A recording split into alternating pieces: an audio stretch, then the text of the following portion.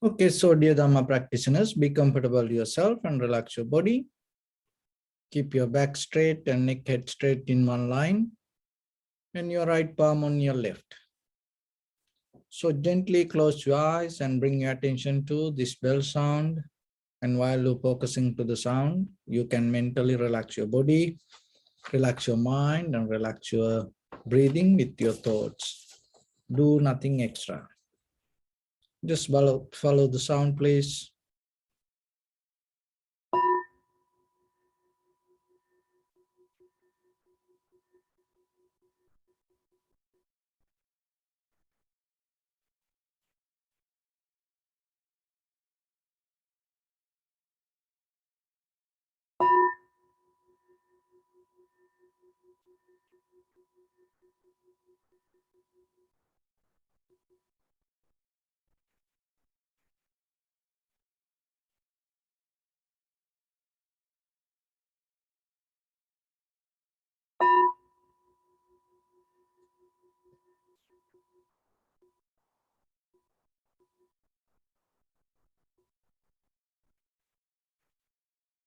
Namo tassa bhagavato arahato samma sambuddhassa. Namo tassa bhagavato arahato samma sambuddhassa. Namo tassa bhagavato arahato samma sambuddhassa.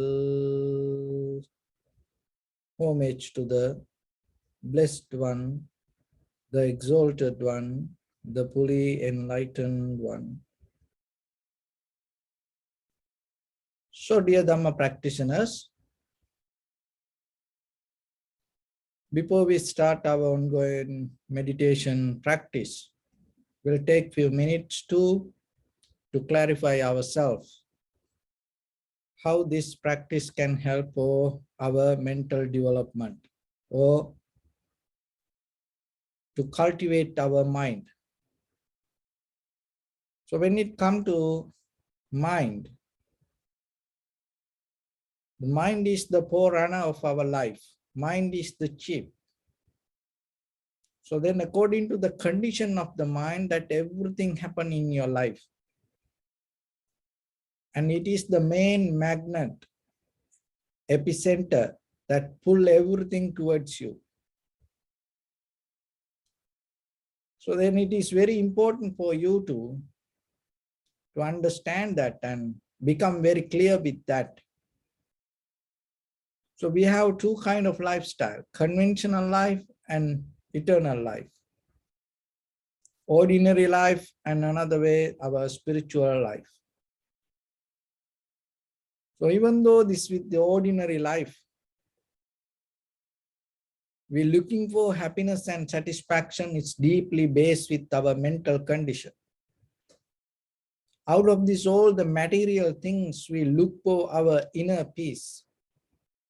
So that means your spiritual or your eternal life is the most important and powerful thing. And as you experience this outside this conventional life,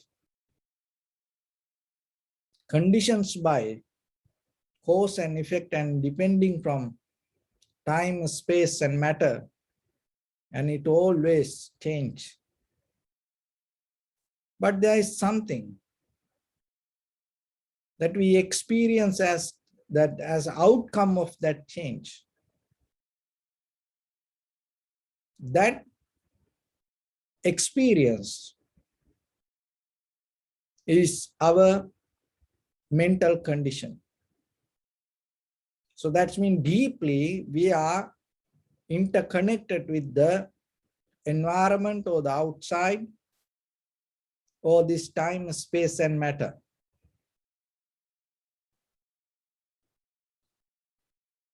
So when it comes to mind, the mind has behavior to collect related to your past experience. That collective nature We call another way, it's called sanskara, mental formations, cankers, volitions, habits. And once it becomes a habit, that habits create the outcome. The habit itself cannot exist. Habits create the outcome. So then the habits come from the history. So the history doesn't mean something else. That history itself means your environment. The way you behave with your inside and with your outside world. So then it comes to a mind and matter both. And in a certain time periods, when you live in a certain way of life, it's become your life. That the water is there, and once you drink it, it becomes your life. The food is outside, once it be eat, it becomes your life. People on the outside, you never saw them, but once you start to develop a relationship, it becomes your life. So like that, the environment and the way we go with the environment, and the very next day become our life. In a certain time periods, when you keep going with that itself, it builds your history. And then out of that history, we build up memory. So the memory itself means part of our life. And then once it becomes habits, and it makes us more comfortable to be with it. So the thing is this, the habit itself cannot be there. It creates something. It creates some kind of extra things, which we call emotions. And the emotions also cannot survive itself, because emotions doesn't have value. So then to exist yourself, your deeper mental ideas or the thoughts or the patterns or the history, you need a validation. So the emotions itself doesn't have a value in society. History itself doesn't have a value in society. Habits doesn't have a value in society. Life patterns itself doesn't have a value in society. So then how this all become validate? This all become validate through believing. Once you start to believe something, then you get the value from the society, the outside world, and at the same time from your own mind. So the believing itself regulates your emotions. That is a deeper connection. So if you look very carefully, what you believe, from where it came. Look into yourself. Question yourself. That's why the deeply about whatever the things that what you believe, it feeds too deeply your emotions. Why? Because your believing exists from the emotions. It's kind of like an undercover agent. It's kind of like a black cardinal work for the king. Once we are believing, or everybody respect to others, believing, and we don't want to harm, we don't want to argue with anybody, because the believing is a kind of like something very precious. But the thing is this, what we believe doesn't work for our freedom. Doesn't matter regarding what. Even if you believe about the Nibbana, it never going to take you there. But before the Buddha, the people so into believing. So then through the Buddha's teaching, one of the major important thing that happened, it helped people to get out of the believing. But it is not easy for us. Why? Because we became like this from our believing. So then how you can get out of it? So the believing is kind of like you having a watermelon head. You know, it is so big and look nice, green, but very easily, can crush, very easily can chop down. So that's why what you believe very easily take you to hurt.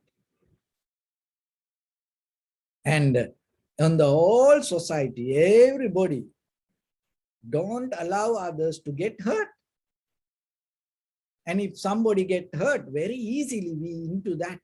And we try to make that person get out of it. Why you afraid to get hurt? No, do you think without getting hurt, you can make anything can happen in your life? There's nothing going to come to you without any kind of, hurt. The hurt itself, another meaning for that is suffering. So the very fundamental quality in life is suffering. So when you get into cultivate your mind, develop your heart, integrate your mind and body, heart and brain, you anymore don't afraid for hurt. That's make you so comfortable. That make you so comfortable. But we're in the conventional life, that what you believe don't allow you to move forward and get out of that line. When you get hurt, if you're ready to hurt, you back up. So that is a deeply our emotions, our whole nerve system, each and every atom in our body interconnected to that, another way that we call the sensation, and the sensation indicate the limit of your hurt. So it's always deeply, if you look very carefully, unknowingly, unconsciously, 24/7, we are working. Even while you're sleeping, you're working to get out of the hurt. You cannot go through it. Just imagine somebody sleeping very, it's a very expensive, bed in a multi-million, mansion, and with the whole air condition and everything covered, the most comfortable comforter, that every pillow and everything there, and the person sleeping so nice, and you go and try to hurt that person. This person is sleeping, and try to hurt a little bit somewhere. You will see unconsciously that person, maybe from hand or the leg, or somehow try to get out of it. So because this entire nerve system programmed to not to get hurt. That is one reason we in samsara. So you have to take time. I just trying to give you some certain key point to understand by yourself. You have to deeply little bit look into it and see where you stuck with your feeling sensation, and where you afraid to get hurt. That is where you hold your life. So if you are able to, it is not resisting, it is not like you going away from hurt, or it is not a kind of like you empathize or sympathize yourself for others and you try to babysit for your feelings. No, there is a method without kind of like having a fight, resistance. You can handle the sensation or the feelings, and you can go more deeper than staying away from it. That is how observing it, seeing it.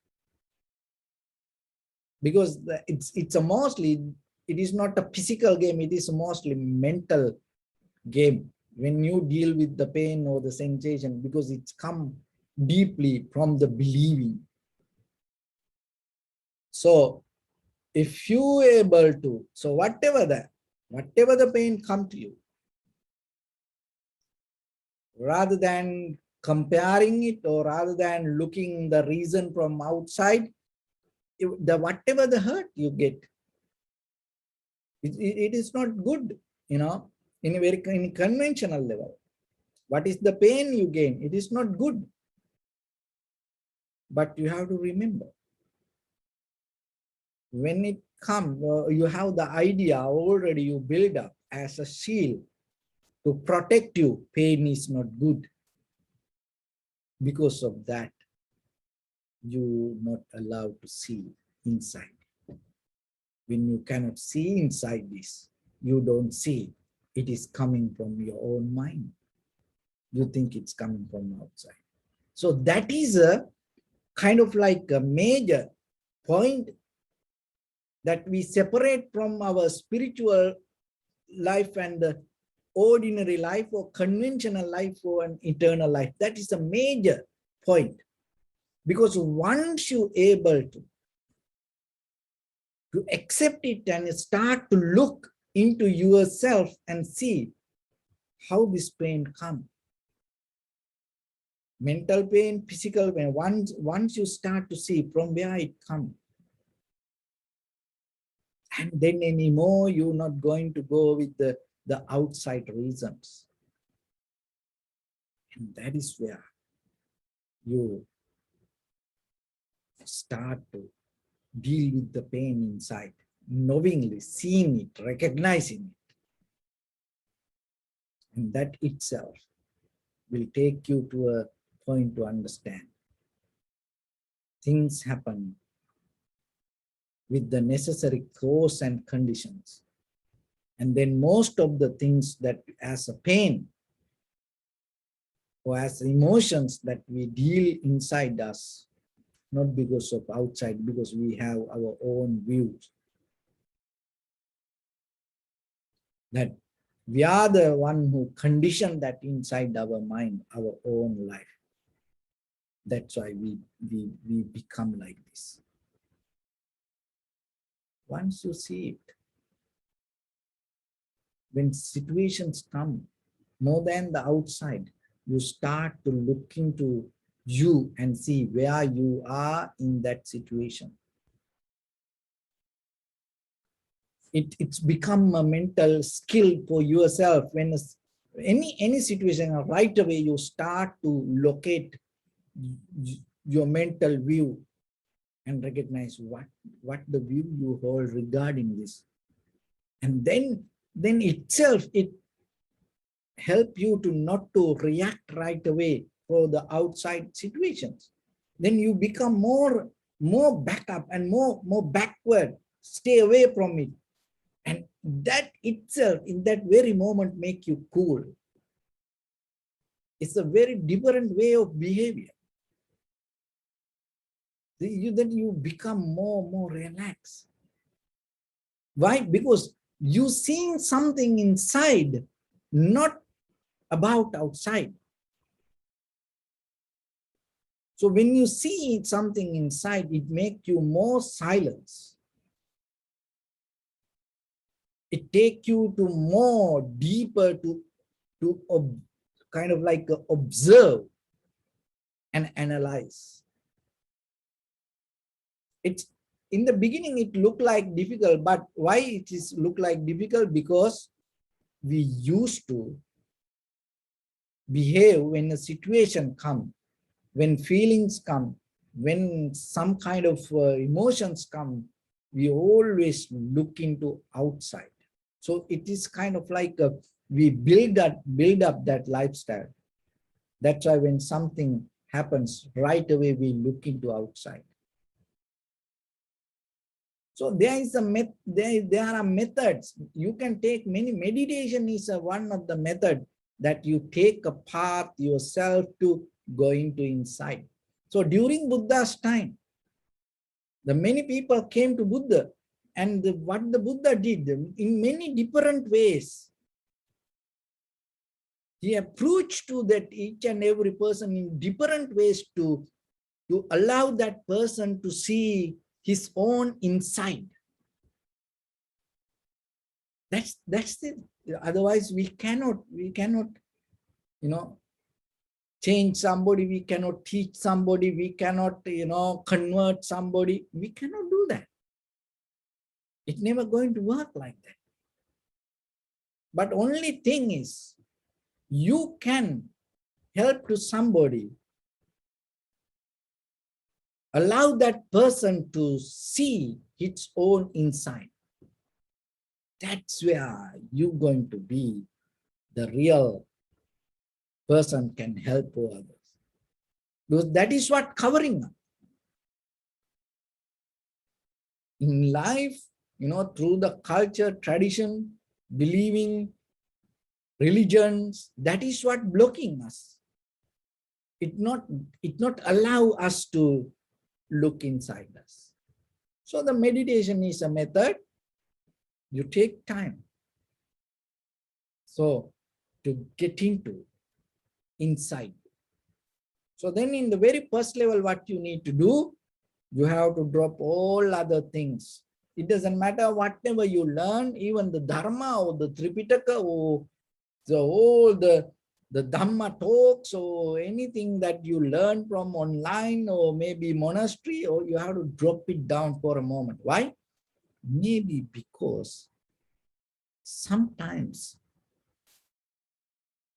that also happen as a reason to take you not towards inside, to take you outside. So we don't know, and at the same time, in the past, we don't know what kind of mindset we had when we learned that. So then it is better for a moment, we drop that everything, we start fresh. And another way, always you have to remember when you practice meditation to keep a kind like a white belt mentality. So it is coming from martial art. So the white belt mentality is always you give your best, you open to very next moment, you willing to accept, and at the same time you willing to practice. You're willing to give you 100%. So you have to keep that, and that create the newness moment by moment, moment by moment. Then that newness is very necessary. Why? Because sometimes this each and every organs sometimes hijacked by our emotions or the feelings or the pain, and or maybe our believing. So then that you cannot even trust your own muscle memory. Can you deal with that? So that's why when you sit for meditation, that's why the sitting is important. Because this muscle memory in a certain level, start to indicate, this is enough, this is enough, this is enough, this is enough, I am done, just get out of this. From where it comes? It doesn't mean that you have to, practice like many hours non-stop. No, at least like half an hour, 1 hour. Can you push your, that emotions or the pains? Because the thing is this, we all work hard. We all work hard, and you think that you work hard. And mostly we work hard in this physical layer. That's why we don't get a kind of like a good result. Mentally, we are very shallow. And physically, we work so hard. But the sitting is a kind of like a method. You detach from this physical work and start to work mentally. In the beginning, it kind of like, because we're not used to that. If you think about something, dream about something, then you feel more comfortable. But now your awareness, consciousness, you try to make sharp. And in a certain level, when you are mentally work, when you are that mental work becomes successful, all this physical pain, all this physical sensation start to surrender to your mental gain. That is the line you have to pass. So then in this practice, be aware yourself. And in the surface level, that don't trust your just thoughts. Don't trust your believing. Trust your awareness or the consciousness. Trust what you recognize and be with it. And in a certain level, in the beginning, you will see that even what you see also not right. There is something deeper. That itself will educate yourself, even our feelings, even our sensations, even our recognition, even our thoughts is not right. There is something beyond it that releases you from self-centered view.